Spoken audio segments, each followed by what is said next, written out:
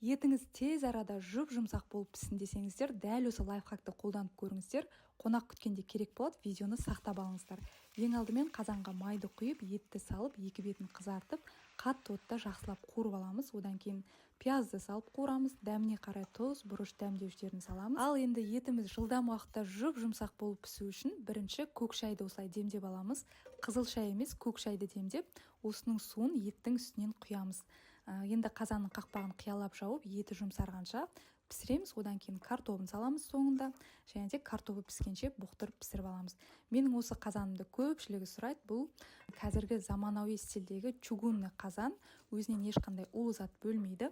Ақтөбе қаласынан Домино посуда орталығынан алғанмын.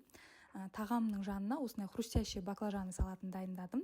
Бұл салаттың рецептісі менің парақшамда бар. Осылайша тағамым да, салатым да, дәмі тіл үйірілікте енді өте керемет болып шықты. Осы жердегі